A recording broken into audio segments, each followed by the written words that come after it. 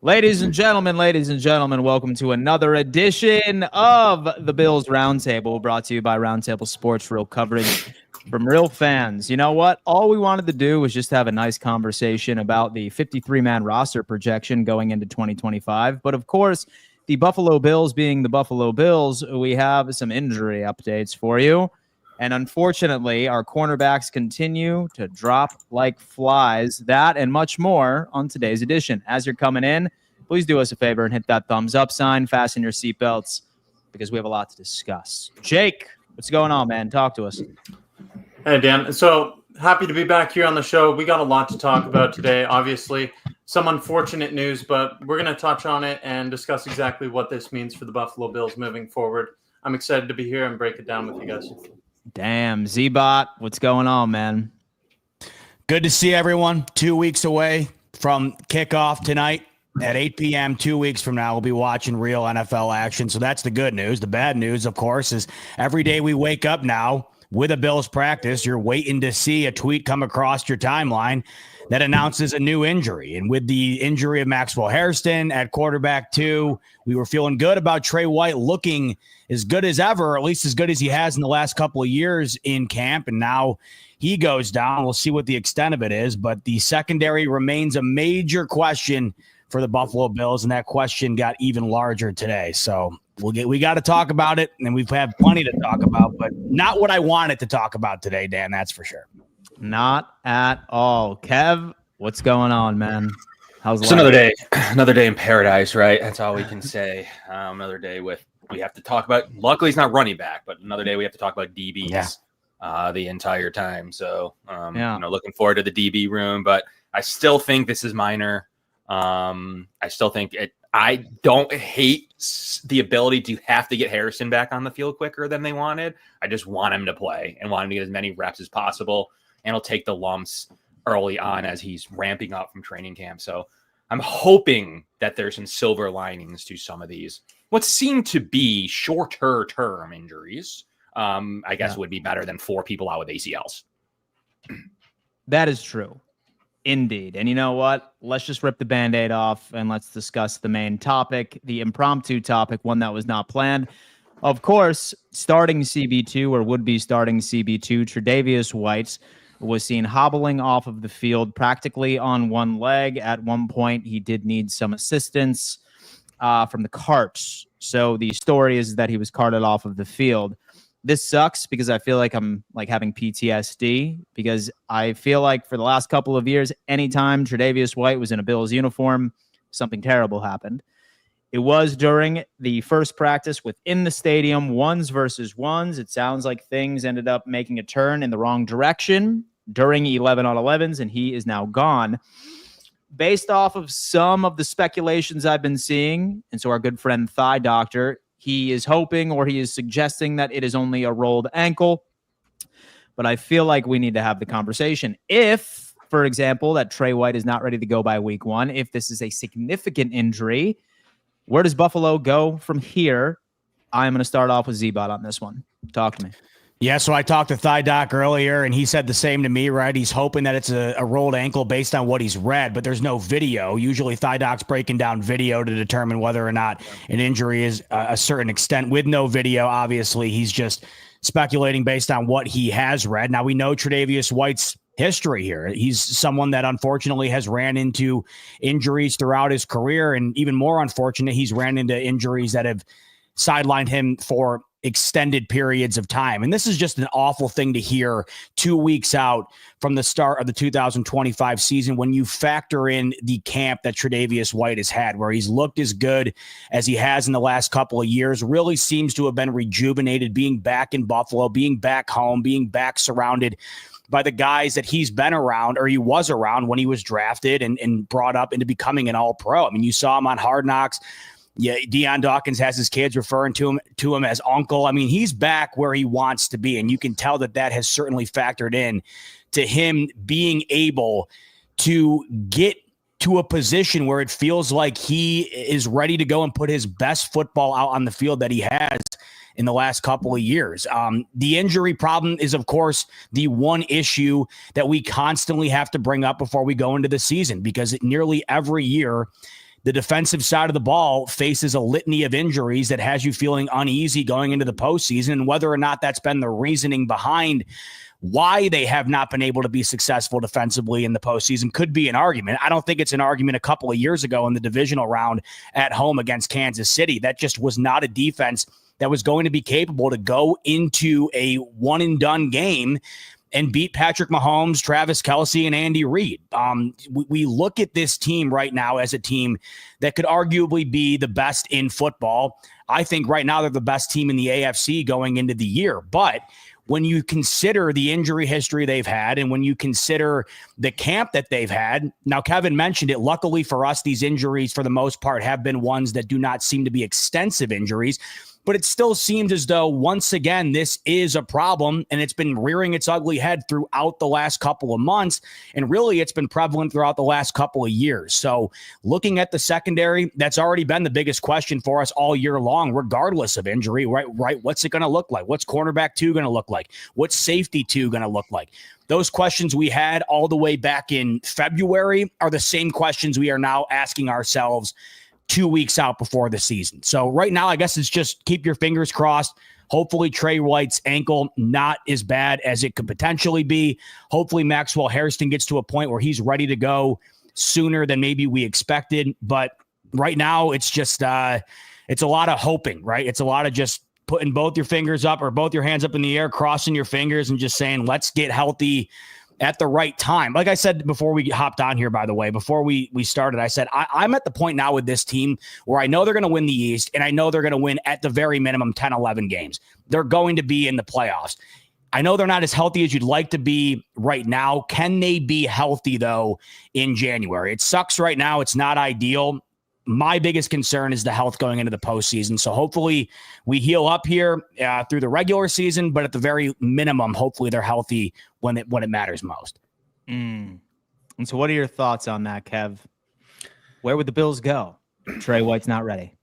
I mean, I think that'll be the tell on how ready or not he will be. So the tell will be what kind of, are we talking about Z Alexander? Are we talking about lower end stuff? Are we talking about a little bit higher of a signing like as an Asante Samuel? Are we talking about these UDFAs that come available next week? Like what exactly will we be talking? Are we talking about a major trade that would be telling to us? So Brandon Beane will know that. I mean, they know the details pretty quickly. Like they of what they're feeling, what they need to do, especially with roster cut down in 4 days. They have a pretty good feeling of usually after 24 to 48, what kind of move or need that they will have. I'm pretty confident in Brandon Beane with that. So if Thigh Doctor's feeling like it's an ankle based on his reading, and I mean the Bills outside of having something serious will know that too very quickly. So it's a matter of if it is 2 to 4 weeks, I can't see them doing anything major. But if it is something where it's like a fractured ankle, or I mean I'm not really exactly sure, more calf or back to an Achilles, something like that, then we might see a major move happen, guys. But ultimately, I think they're feeling pretty good. You saw Maxwell Hairston actually getting some warm-ups in, getting stretches in, getting some rehab in. He looks like he is starting to turn a corner.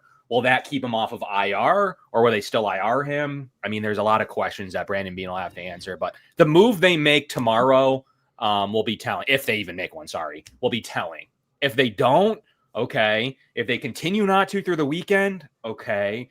The longer that goes, or the lower level of a signing that is, I think that's telling on how they feel about not only Maxwell Hairston, but on Tre White as well. So I think that's ultimately what it's going to be. And is it going to be a guy, if they're out for a long term, it needs to be a guy better than Dane Jackson, obviously.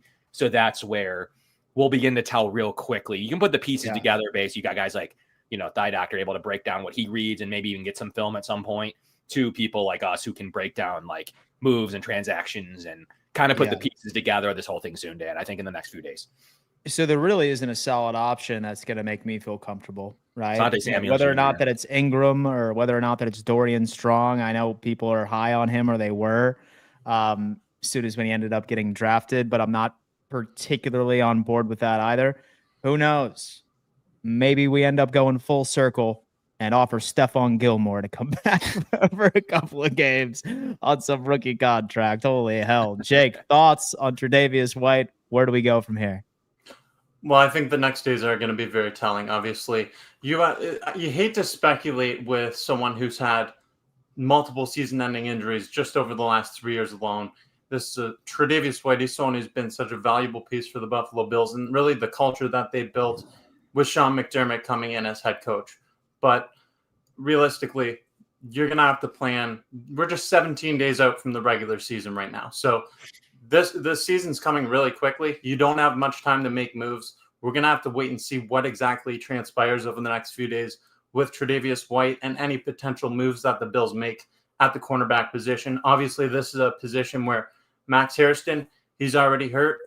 That's a first-round draft pick. And then Tre'Davious White, he was kind of competing for that cornerback 2 role with Max Hairston, and he was brought in to also be a valuable mentor for a guy like Max Hairston. So having that guy go down really hurts. It really stings, and we're going to have to see exactly what the full how much of an injury is this long term. And a name that I think is worth mentioning as well is Rasul Douglas, someone former Buffalo Bill. I mean, it's not really a thing where that excites me. It's not something that I'd love to see, but I think that this is someone who has familiarity with the system in Buffalo, and Brandon Beane and Sean McDermott, they've shown in the past that they have no problem bringing back someone. So my thing is too, it's not even like that there's like a solid insurance policy right in the safety room either, right? Like say for example that like we still had Prime Poyer and Micah Hyde. Maybe that's largely why the reason when Dane Jackson, like his number was called a couple of years back and he actually looked serviceable right on the outside was due because like as a cohesive unit, so the Bills defense was just working off of each other. Like now we're all sitting here with like the safety conversation, which we're about to get to once we end up getting into 53-man roster projections. But I'm not sure about you guys, but like I've all but accepted that Damar Hamlin is going to be like starting on week 1 right next to Taylor Rapp. So then like you have Dane Jackson and then directly behind him you have Damar. It's definitely going to be a weakness that I could certainly see Baltimore wanting to exploit. Yeah, I mean, you know, we talked about it a little bit last week. I felt like it's been inevitable for a while here that Damar Hamlin was going to be starting at safety. It just felt like that was that was just the way it was going to go here. I mean, you know, I think it was Sal Capaccio who I heard talking about this earlier in the week, and it didn't really hit me until he kind of contextualized it the way he did, where Poyer and Hyde were so good for so long and so sustainable that I think we did underrate how great they were. Maybe not within the Buffalo circle, but I think the exterior, I don't think Poyer and Hyde ever really got the due credit for how great of a tandem they were for as long as they were. I think we gave them praise amongst the fan base, but maybe not to the extent in which we should, because you've never been more aware of how great those guys were and you know, their overall impact that they've had on this organization since McDermott and Beane took over. Then recently here, where you're constantly trying to find a way to replace those massive pieces of the puzzle.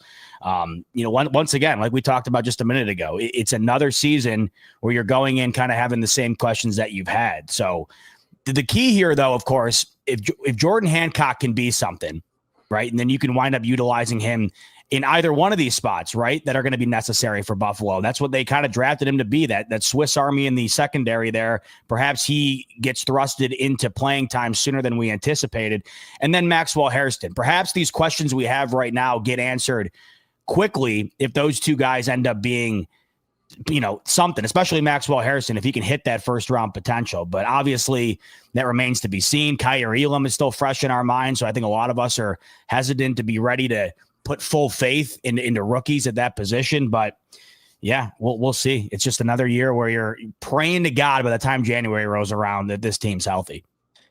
So I feel like it's a lot more of an interesting conversation because right now, I'm not sure about you guys. I've completely looked past the Saturday preseason game and all eyes are on Baltimore week 1 right now. Like that's like where my mind is, especially since we ended up hearing that vast majority of the starters will not see time, including our good friend Josh Allen for the first time in his career, will not take a single preseason snap.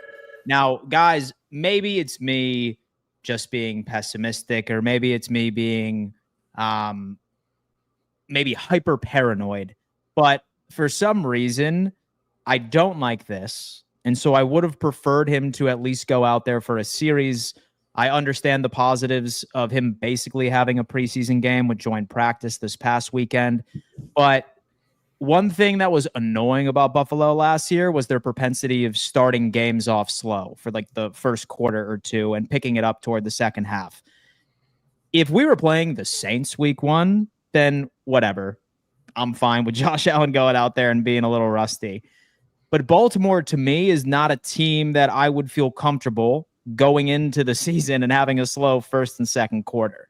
Granted, Baltimore has been known of having a slow start to their season, not like Buffalo, but I'm not sure if you guys are on the same page as me. What do you think? Starting off with Kev, what do you got? I'm ultimate no snaps in preseason. I mean, I'm taking the Rams approach. I think it's smart, especially we just spent a segment talking about injuries. The last thing we need is it doesn't need to be just Josh. Obviously, you can kind of protect a quarterback a little bit easier, especially in preseason, than you can other positions. But we seriously don't need, because then Josh isn't going to take the snaps with twos, right? So then you're playing everybody. So it's not just like everyone goes to like, will Josh Allen get hurt in a preseason game? But you got to remember that he's going to play with his O-line. That's the biggest concern. You can kind of shelter Cook a little bit, but he's going to play with his receivers, his tight ends who get hurt. I just think ultimately it's a whole unit one kind of decision. So now the odds of just Josh Allen getting hurt can be lowered, but now you're talking about a percentage on every one of those players that are in for the game. I just don't even think a minor injury, even to, if a Tre White does have just a rolled ankle, even to Tre White's level, I don't want to risk you just said you're looking forward to toward the Baltimore game. I can't risk any sort of even small scale injury at all. I don't know that you gain enough. There needs to be some data to prove to me that there is some fundamental benefit to having Joe Burrow getting sacked while scrambling around in the backfield has some value that I'm that was ugly, of. Man, dude. Ugly. Shit. I was holding my breath for Cincinnati Bengals fans watching that, dude. You need to prove to me. I know they start slow, and they do. They start really slow every single season. So I get it in their perspective, but you got to prove to me that that's not just a Joe Burrow thing or an offensive thing. That's something to do with preseason. Is there data that points to that? Like, I just don't believe right now that there's anything. Most of these quarterbacks aren't getting snaps, especially when I think, what did Patrick Mahomes have one pass in preseason? So ultimately, okay, maybe a drive if you really need to, but then I just don't know the fundamental benefit of the drive of the whole offense playing is there. Like ultimately for a drive, it's not a calculated dress rehearsal like the practice scrimmage they just had with Chicago. It's not. It is still a preseason game. You got dudes trying to make a team. You don't know what Tampa's thinking or doing. I mean, ultimately, people are trying to make football teams, guys, and that's the biggest problem with playing them in these games as compared to even the regular season. But they're trying to make these teams, and you don't know what they could do to somebody trying to make a team and make an impression getting down Josh Allen. We don't need any of it. Let's go to Baltimore. Yeah. Team's hurt, guys. I just don't need the offense now starting to follow suit of the Bills DBs. So what makes me feel optimistic is that I'm pretty sure that Lamar has not had a preseason snap either, and especially with and he's hurt. He's hurt too. So he's going to be missing out on some practice as well. So I think it's probably going to be relatively even as far as knocking the rust off coming into Buffalo. So that's at least something that makes me feel And they've started slower too. They almost, like we talked about last episode, they've almost went 0-3 beside a crazy comeback against Dallas. Yeah. What do you got, Z-Bot?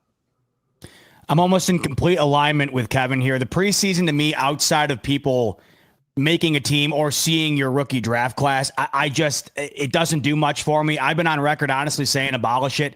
I would like to see more joint practices. By the way, the footage we got of the joint practice from Hard Knocks was incredible. I loved that. Why we can't get some more footage of the joint practices and either just go on NFL Plus, charge a premium subscription and allow us to watch them, as opposed to these nationally televised preseason games that are just a grueling watch. We got the numbers, 5.1 million viewers for Bears Bills on Fox the other night. 5.1 million people sat and endured that game the other night, which is absolutely insane. I just don't find a ton of value in it other than for the guys that are on the fringe to make the team or seeing the rookie draft class, like I said. However, Dan, there's a slight part of me that is with you for some reason, and I really don't know why. I saw Allen wasn't playing, and maybe it's because I'm a little bit superstitious. I am that way, where Allen has played at least a couple of snaps in every preseason up until this point. All of a sudden, he's not.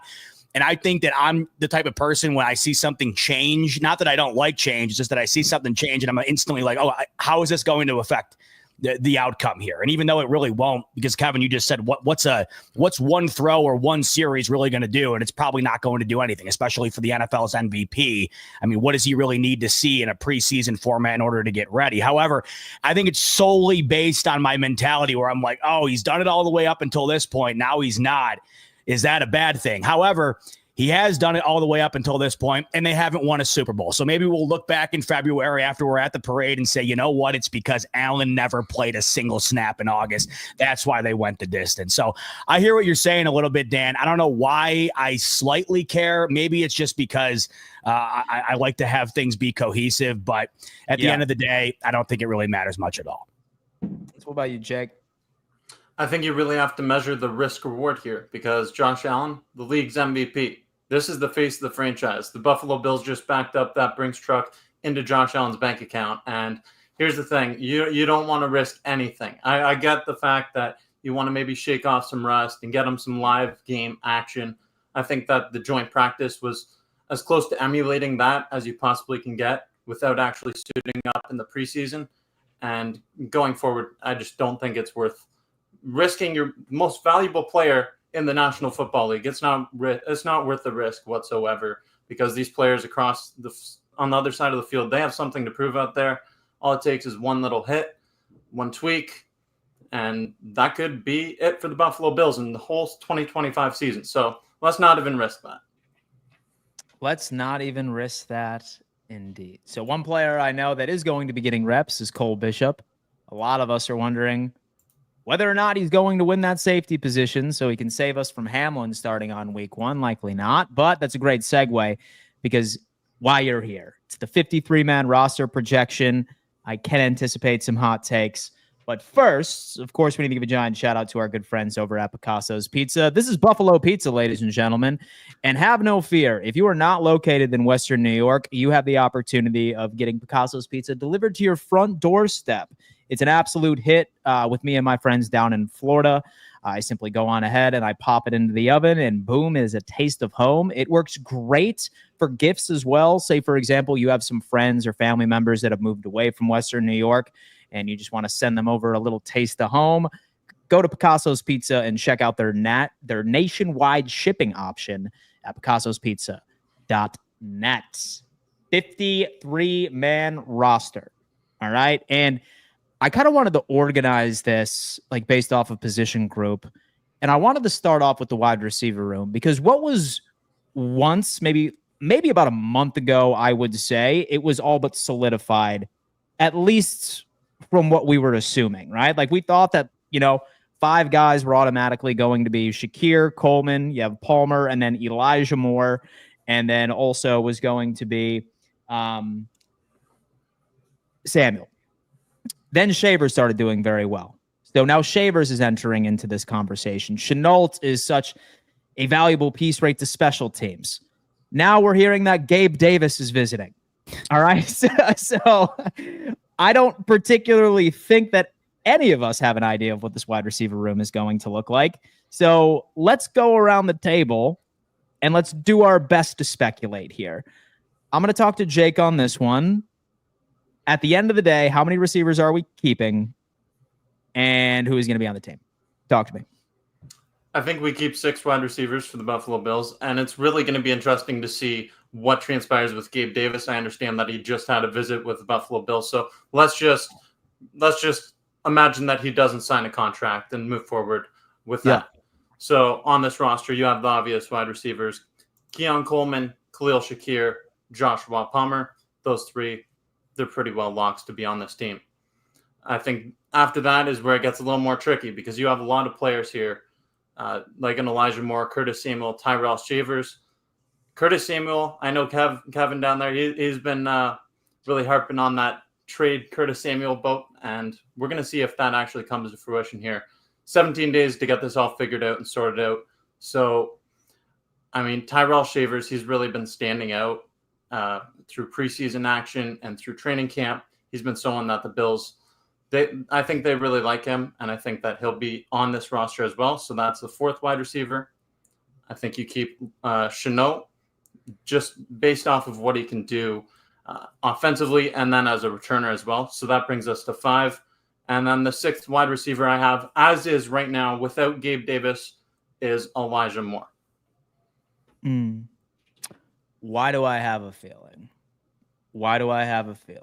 By week 1, and so our wide receiver room is going to be Shakir, Coleman, Palmer, Gabe Davis, Moore, or Samuel, not both, and finally Shoutout.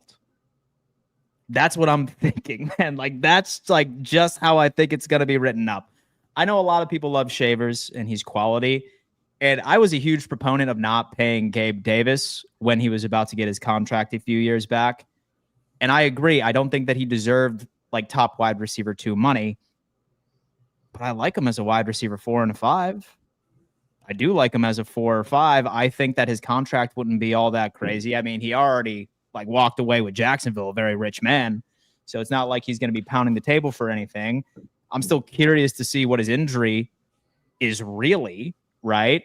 And I think this might be a difficult pill to swallow, but I think that Gabe Davis is a better wide receiver 4/5 than Shavers would be. He's at least proven solid run blocking side of things. But then again, who knows if this is just smoke? Like, this could very well just be a Gabe Davis from his camp that's trying to strong arm the Steelers into finally signing a deal. Who knows? But that's what I'm thinking. Z-Bot, talk to me on the wide receiver room.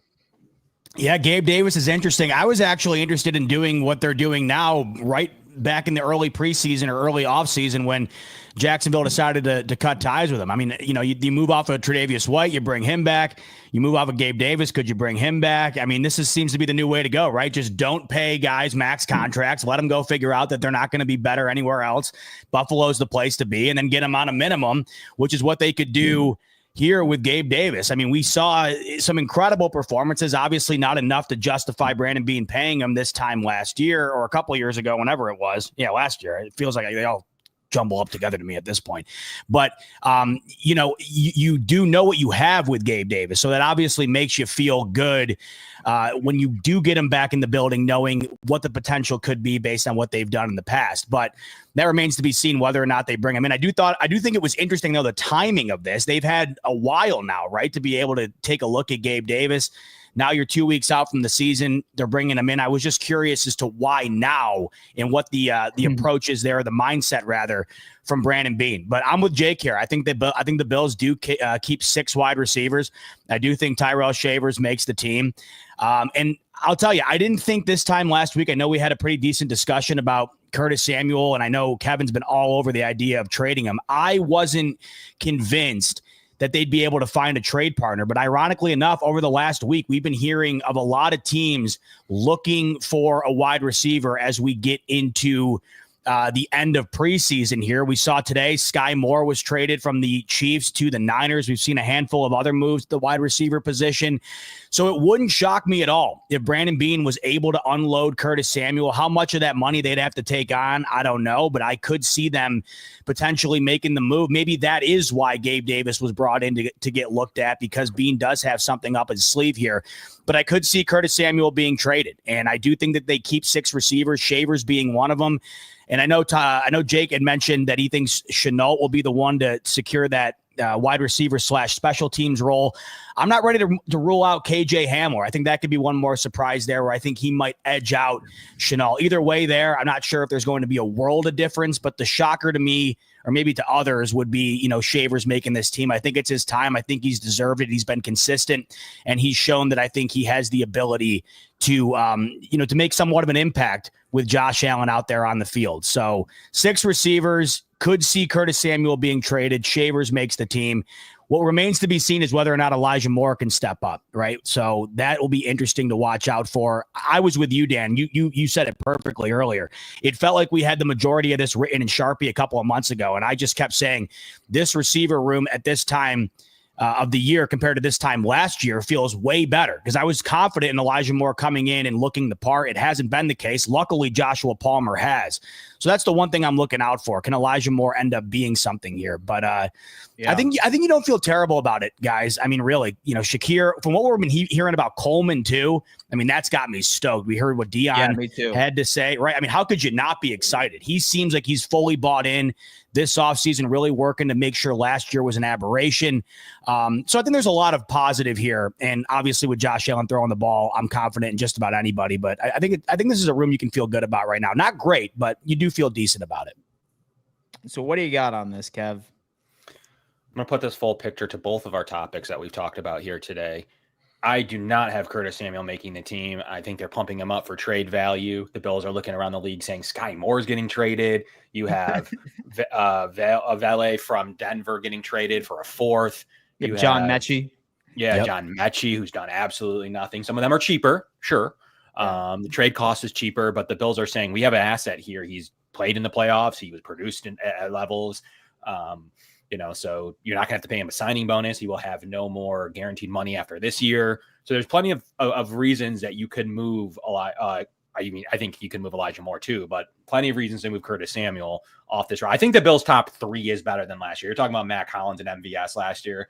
I think the Joshua Palmer connection with a developed Keon Coleman continue to develop, and obviously Khalil Shakir being what he is a top 3 that is much better going into the year than last year. I do truly believe that.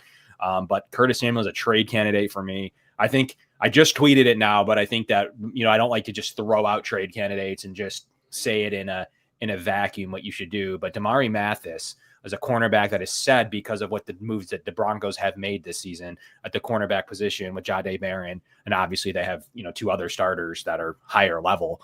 But Mathis is the 4th corner there. He's making $3.5 million this year, and a swap for Curtis Samuel where they don't have anybody behind. And their 3rd receiver right now is Troy Franklin. So they don't have really any form of receiver. They could definitely take a flyer, letting go a depth corner who has started in this league and has played pretty good as a 9.8 RAS, had played pretty good minutes. So he's a guy that I'm immediately targeting for Curtis Samuel. The Bills save $3 million in the exchange, and they move from there. That is something that I would envision being a realistic trade target.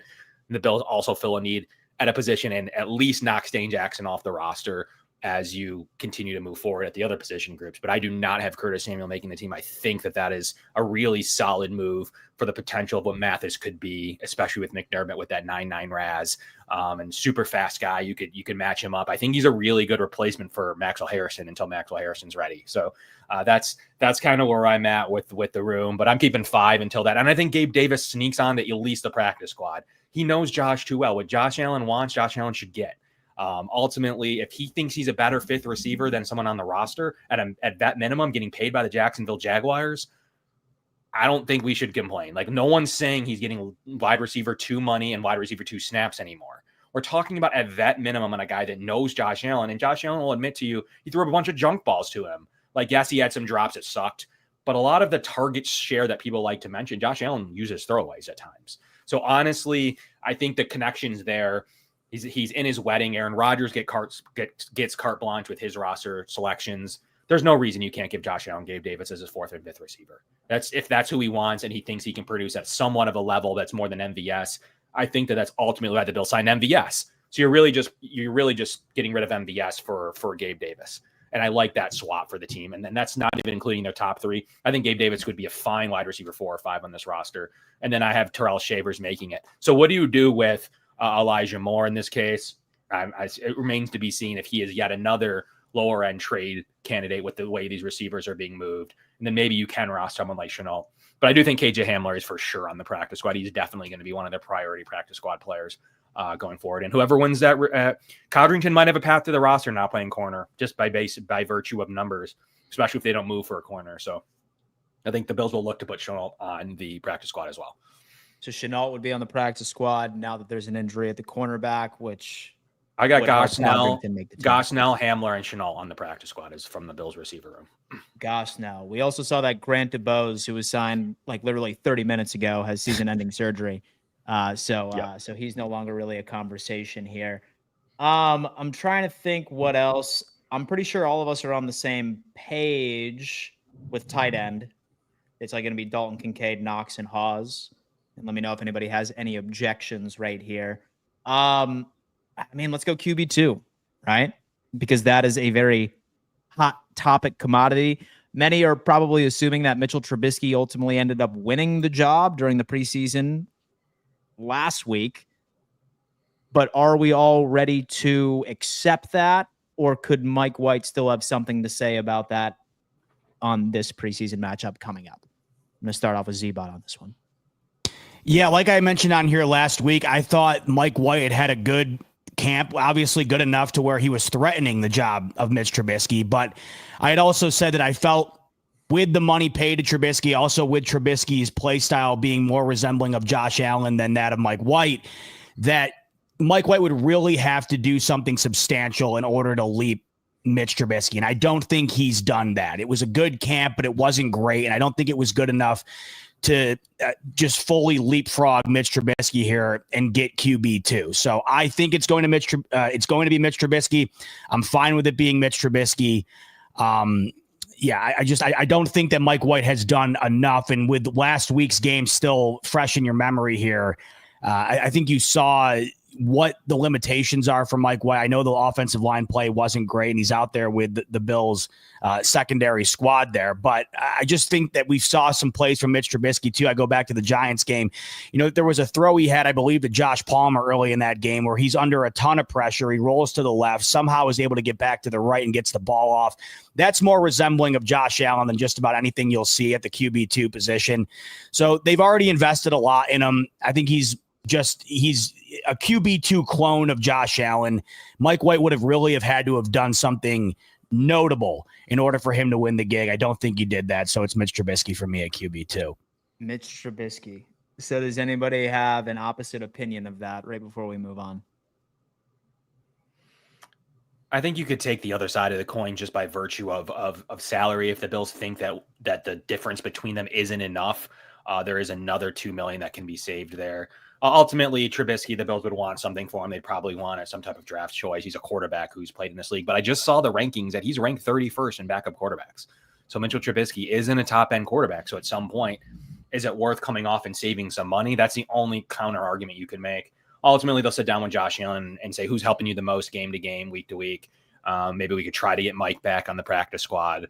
There's going to be that kind of discussion to be had. But if they think they need the salary, though, and don't, I'm still trying to not push money down the road. So that'd be the only way you would think about like, hey, there's a $2 million savings here if we can get a 7th from Trubisky. 7 for Trubisky. So that's what you got really on that, the only Jake. counter argument there. I feel like it's Mitch Trubisky's job to lose right now. I think Mitch Trubisky's pretty well locked into quarterback 2, but that could change based off what we see against the Tampa Bay Buccaneers this weekend. Just with Mitch Trubisky, I know he has a higher cap against the Bills' salary, but this is someone who's in his second season of his second tenure with the Buffalo Bills, and I don't think the Bills would have brought him back. Obviously there is competition, but I think that they envision him being in that backup role throughout the duration of his contract, and I think they'll let that play out, assuming that all goes well here in the final preseason matchup against Tampa Bay. So what's interesting to me is the offensive line. It's very interesting to me because number one, I am looking at who should be our backup center, Cedric Van Pran-Granger, or many, like we're hoping that like he could eventually develop into the center of the future. But he's been out for virtually all of camp. It's a calf injury, still very limited details on this. So I don't know if this is trending toward a release with an injury settlement. I don't know if this is trending toward hey, we're going to put you on the roster, but guess what? You're starting off in the IR. I suppose same question could be added to Alec Anderson. He had some sort of minor knee procedure. When is he going to be ready? Really, outside of the starting 5, I feel like Luntz has a pretty good shot at making the squad. I wonder if Buffalo has forgiven Ryan Vandemark for the back-to-back false starts last week. Yeah, guys, I got nothing. All right? Maybe 9, maybe 10 offensive linemen, maybe 11. Who knows? What are your thoughts on this? I'm going to go with Kev. It's 9. The number's 9. That's the number they like to go with. 10 if they really extremely need depth somewhere. They'll go 9 and they'll stash Van Pran-Granger. The benefit to Van Pran-Granger will be he get to go on PUP. They don't even have to mess around with roster moves. He was hurt prior to the year, So being able to be on PUP gives the Bills some benefits to not have to mess with their roster. And it's only 4 weeks now. So you can go on PUP and come off whenever the Bills think they need a center. But Alec Anderson's their backup center. He's been back now. He was back practicing, according to McDermott. So he's been taking center reps. He's their backup center. He's on the roster. He's their 6th offensive lineman. He's got too much versatility for the team. So I lock him in at 6. They love Grable. Grable and Lunt are 2 developmental prospects that Cromer has handpicked. I think they're definitely on the roster. And I think that by virtue of that Van Pran Granger injury, I think Vandemark will sneak on the roster. I still think it's a pretty solid roster there. And Lunt can play guard too. So you're going to get the versatility from Anderson and Lunt. And you're probably going to try to sneak either Kendrick Green, Feeney, Bayer. Jacob Bayer is definitely going to be on the practice squad. So you're going to sneak a couple of those guys there and Richard Garage as well. So you're going to have 2 or 3 guys on the practice squad in case of emergency or to call up. But the benefit to Van Pran Granger there is you don't really need to do too much, but I think that's my 9. So the one thing that I feel like we can all knock on wood about is while the Buffalo Bills have terrible luck with health on the defensive side of the football, last year we got pretty damn lucky with a pretty healthy offensive line. So that's good. So that's solid. Hopefully we can continue that trend. You have any hot takes for the offensive line, Jake? I don't really have any hot takes, actually. I'm completely in line with everything Kevin just said there. I think that Cedric Van Pran Granger being out right now, it's not ideal. I really liked him coming out of Georgia. He's someone who has chemistry with James Cook from his time as a Georgia Bulldog. I'd like to see him get healthy and get some reps as soon as possible. But right now, it's not trending that way. So I'm hoping to get Tilling Grable on this roster, and I see those guys on the practice squad as well. So I don't have anything disagreeing with what Kevin just said. And so you have any further comments there, Z? Nope, completely aligned as well. I'm just hoping for another great year. I mean, these guys have been so great. It's the reason Cook just got paid. It's the reason Allen didn't take a sack, it felt like, last year, and the turnovers were so minimal. And you said it, Dan, that the health, I mean, I know we can sit here and complain about the D, and God knows I have. But the offensive line, the luck they've had with the injuries, knock on wood, it has certainly been a positive. And I know Spencer Brown's back has been an issue, and he missed some time during camp here and stuff. But just fingers crossed on the health with them, because if they are healthy, it's a damn good unit. Top 3. A damn good unit for the offensive line. Let's hope that the health trend continues going into the season.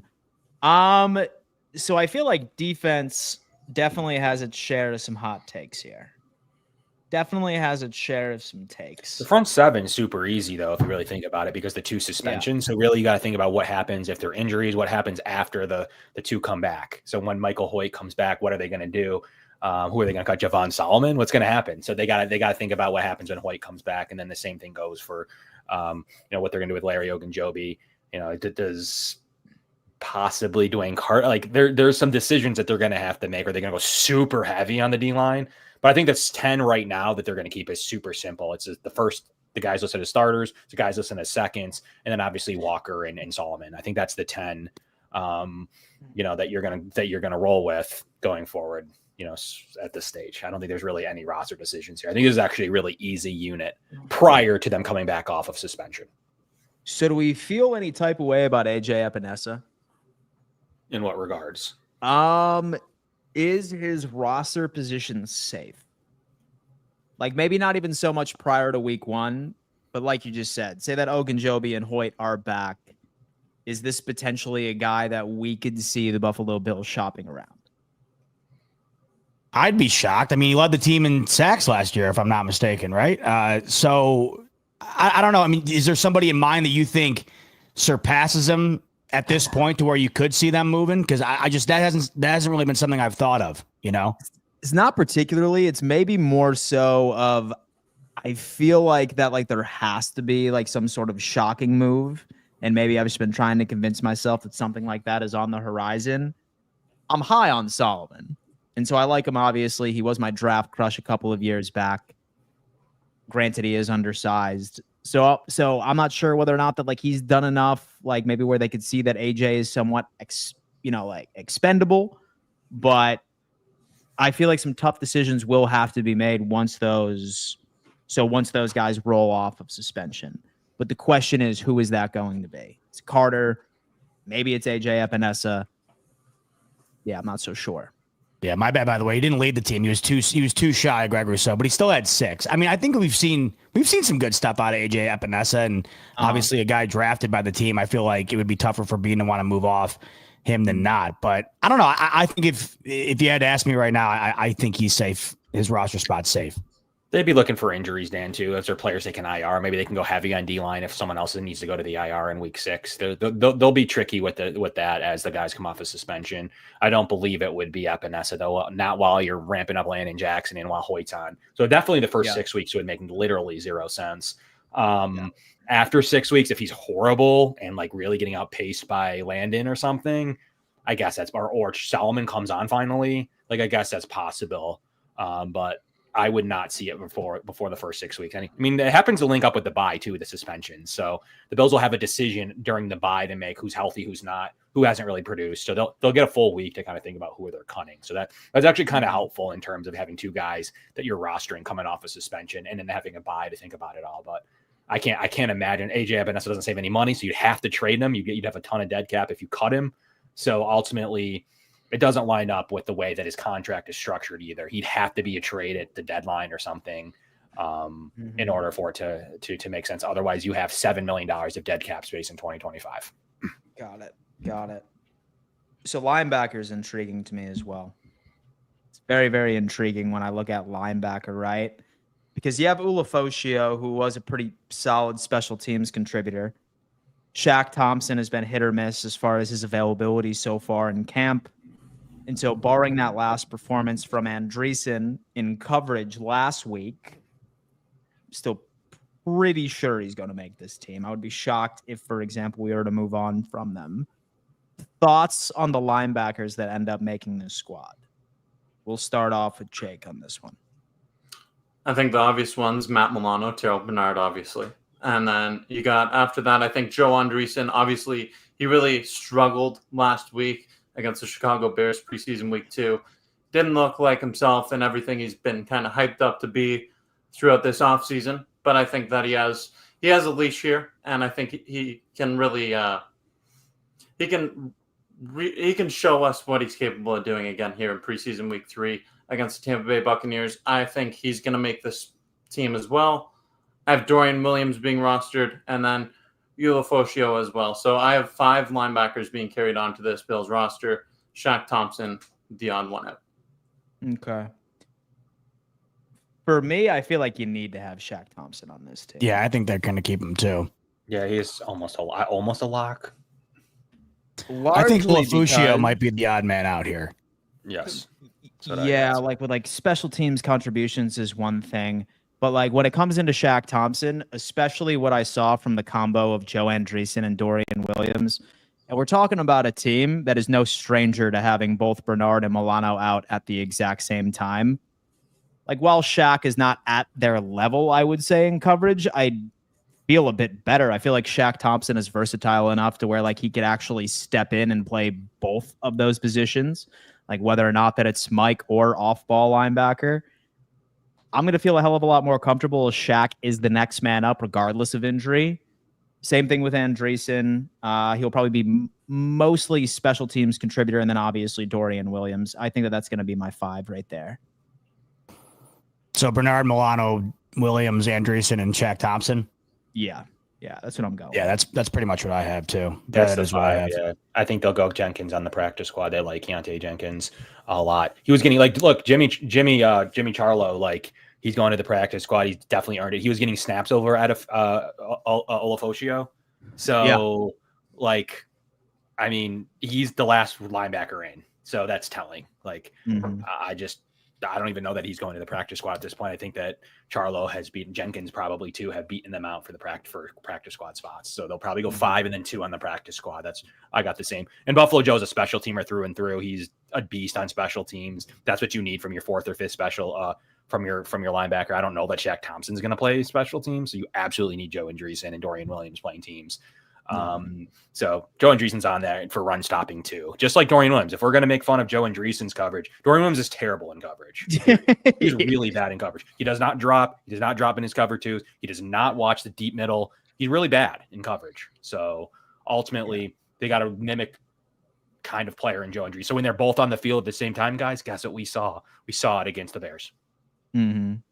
And so I'll tell you what, I'm feeling really good about Matt Milano so far this offseason now. Mm-hmm. Feeling really good about what he's putting out on the field. Hopefully he can stay healthy. Wouldn't that be ideal? God, if you had $1 for every time you said that, do you think you could buy the team? Because I think I might. Probably, man. Yeah. Probably, to be honest with you. But like, knowing our luck, he's probably going to stay healthy all season, right? And then we're going to bring him back right to the table, like next offseason, and sign him. And then day 3 of training camp, he's going to be out for the year. That's likely the Bills' sort of luck when it comes into this.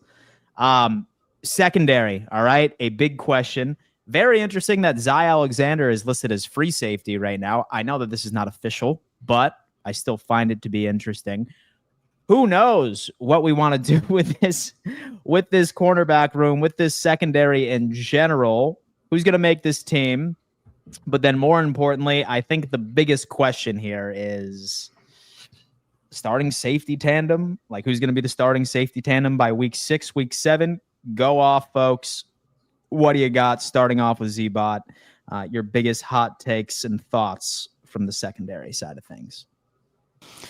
Oh man, I mean, I think Damar Hamlin's the starting second safety week 1. I think it is. I know, to the chagrin of Kevin, I don't see any other outcome right now.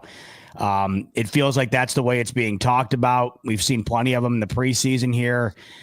The Jordan Hancock situation is awfully interesting to me. I wonder if and when he gets time and where that might be, but he's shown some flashes, right? And I mean, I think there's some excitement there surrounding what he could be bringing to the table. But now we're talking about cornerback too, right? With Tre White's injury today. Once again, we got to hold our breath on that in terms of the length of it before we make any considerable hot takes here. But with the 53-man roster needing to be set by Tuesday, look, I think that Tre White, based on what I can tell, this isn't going to be some massive, like, month-long or longer type injury.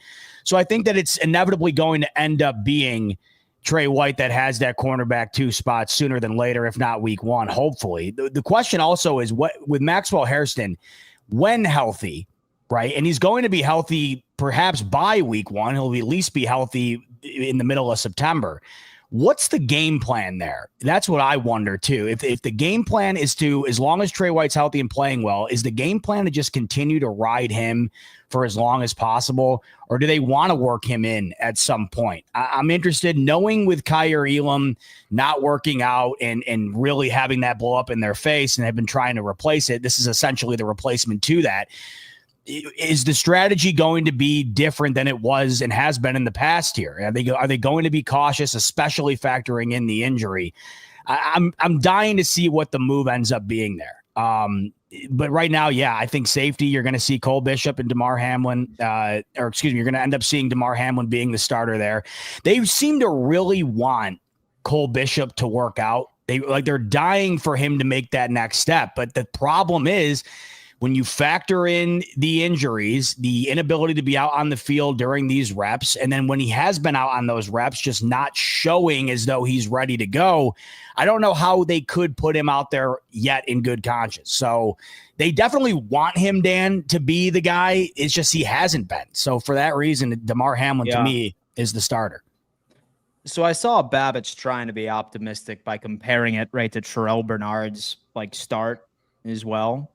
Maybe he's just like, look, maybe they're following the exact same path, but I feel like a lot of us are nervous that he's following the Kaiir Elam treatment instead. Time will tell, I suppose. Kevin, thoughts on the secondary? Yeah, Babbage went out of his way to really like the comparison. I've done some digging, and it does match very well to Terrell Bernard's start. They have the same amount of special team snaps their first year.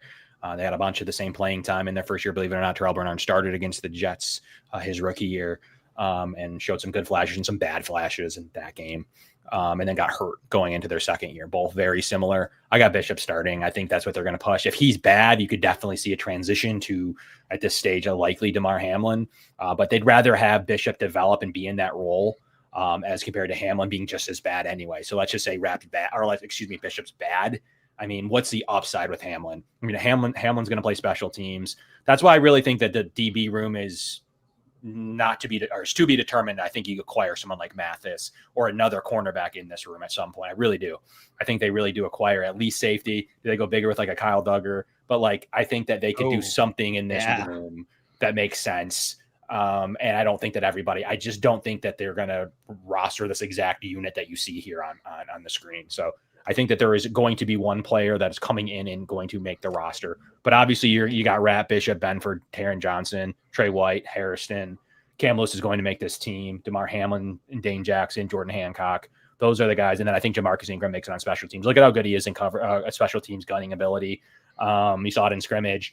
He's on the team for that ability as well. So, and then ultimately you could keep an extra one with the injuries to Harrison and White. You could go Codrington and then also secure your kick returner as well. And then probably that would mean you're at 5 receivers. So that's kind of the way that I have it. Forrest showed me absolutely nothing. Wande Owens probably is going to the practice squad. And I think Zeke Alexander is going to get a chance to keep developing on the practice squad as well. But, that's I'm going to say 11 DBs are being capped, but I really think there's going to be a name coming from outside the market. And I hope as soon as this weekend, we'll start at this position, because don't forget a guy like Mathis has played three core special teams as well. At that 9-4 Raz. I mean, he's just a guy that I believe would be a target of the Bills if the Broncos are too deep at the initial position. They got Pat Surtain, Jahdae Barron, McMillan, Riley Moss, and Abrams Dane. They like on the special teams unit. They're gonna have to make a cut. So like Mathis a lot. So I wish we had more time, because I would love Kyle Duggar on this team, dude. I would love Kyle Duggar on this team. What New England trade into us, Dan? That's the biggest. If he wouldn't have, that'd be a bigger ticket item. But I just can't see New England giving us potentially our weakest position filled, even though he's really more of a in the box kind of guy. Yeah, for sure. Jake, final thoughts on the secondary? Some people you think you see making it? Maybe your take on the safety room as we wrap up the show. There's a lot to touch on, really. I mean, right now, with what's going on with the Buffalo Bills, Tre'Davious White's injury, the extent of it, really unclear at this moment. Max Harrison's injury, when he's going to exactly come back, that's also an unknown. For me, the bye week coming at week 7 is a really good thing for the Buffalo Bills. It kind of feels like this team's in wait-and-see mode for those first 7 weeks in the secondary. They're going to have to figure out solutions, but I think this is something that could be addressed before the trade deadline, which that comes right around that week 7 bye. So I think that right now you look at the games. They're starting off strong against the Baltimore Ravens. Then you have some very winnable games there. This is a good opportunity to kind of see what you have with some of these younger faces that have been brought in. But I do expect this to be addressed, especially if some of these injuries are lingering or if another player goes down, which that is something that is very possible to happen moving forward.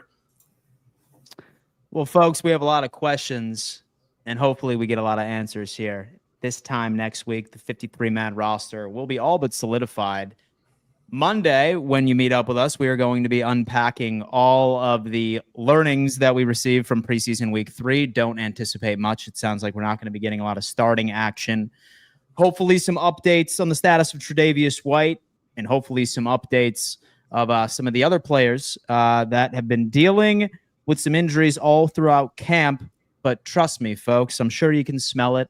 NFL week 1 is right around the corner, and I'm thankful. I am extremely thankful. Let's go around the table and say our goodbyes and get you beautiful folks out of here. Jake, what do you got? 17 days until regular season kicks off in Orchard Park. Bills, Ravens. That's something that makes me want to jump through a table. Let's go. Let's go. Z-Bot, what up, man? Yep. 2 weeks till the start of the season. We got week 0 of college football this weekend. So we're here, week folks. 0, bro. I'm excited, and I look forward to seeing y'all again on Monday. And so I didn't know that you were a big college ball guy. Oh, yeah. Big Penn State fan. And I mean, from everything I've been told, much like the Bills, right now I got to deal with 2 going into the year, the Super Bowl darlings, the college football playoff darlings. So big year for both teams. And I'm just hoping at the end of the year, it doesn't end up being what it always has been, which is just a lot of hype and then a lot of disappointment. I need at least one of these guys to come through for me. Well, I'll tell you what, man, I'm going to be out of town next week, so I might need you to fill in for me on the college football roundtable. Well, luckily for us, we'll have a ton to talk about. So, hit me up. What day is that at? It is directly after this show, as a matter of all fact. right. Well, no kidding. Directly after this bad boy. Kev, what do you got for the people? I think that first I want to say, Jake, you look just like McCown. Just Josh McCown. Just want to tell you that. You look just like Josh McCown. Yeah. Somebody in the chat was just like, why is Joe Burrow on this panel? I've gotten that one before. You've gotten Joe Burrow. I think you pull up a picture of Jake McCown. I think it looks just like. Here. Let's check it out. Let's confirm. I swear to God. Yeah. Anyways, while you're doing that, I'm looking forward to this wrapping up 17 Josh Allen days away from this thing getting underway. And I think the Bills will be more ready. And I do think that there'll be a. Oh, yeah. They will. Look at that's uncanny. Oh, yeah. It's uncanny, bro. Nice pull. That is Jake uncanny. McCown. Very good. I need those sunglasses. You do. But yeah, honestly, I think that the Bills will in better position with the DB unit than we think. And I think they'll pull somebody somewhere. Is it Dorian Strong? Is it going to be Jordan Hancock? Someone somewhere is going to start, and it's going to look good. So, especially with the linebackers being back, I think the Bills will get some big help, and Rap is a big advantage. So, looking forward to actually talking about this on Monday and seeing what actually transpires from some of these injuries and possible moves as we go into cut down day on Tuesday. So, we'll be here right before it. Folks, we appreciate you. Thank you so much for tuning in to another edition of the Bills Roundtable Live Mondays and Thursdays at 5 p.m. EST. We will see you on Monday, same time, same place. Peace.